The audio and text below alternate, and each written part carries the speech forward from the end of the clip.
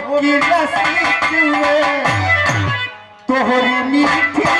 ऐसी बोलिया की रसीद में की रसीद में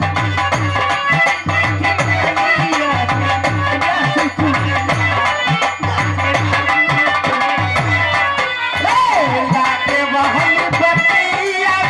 बोला बोले राजा हो करे जाछुए हो करे जाछुए तोहरी मीठी कैसे बोली करे जाछुए हो करे जाछुए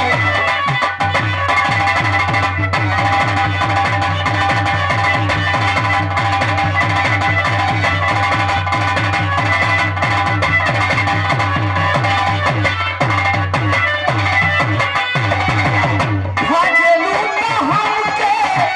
बनावे लागे चलवा हंसेलू तो अखिया एवारे लेका चलवा हो उड़ावे लेका चलवा जियत है जवाहन भइल हमारी सुरतिया गगरा उठेगा हे गगरा उठेगा जहाँ जाई वहाँ से डरो गगरा उठेगा हो गगरा उठेगा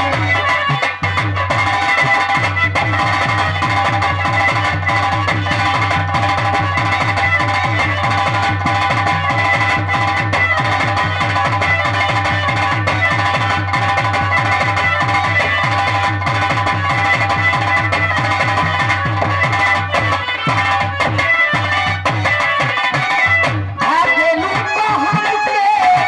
बनावे लागे चलवा हंसेलू तो अखिया उड़ावे लागे चलवा हो उड़ावे लागे चलवा जियत है कहानी हमारी सुरतिया गगरा उठेगा हो गगरा उठेगा जहाँ चाही वहाँ से डालो गगरा उठेगा हो गगरा उठेगा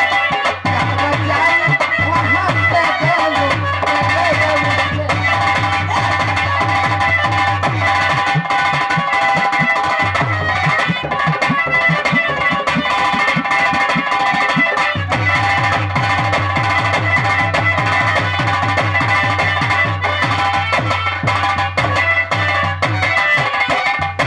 हेलो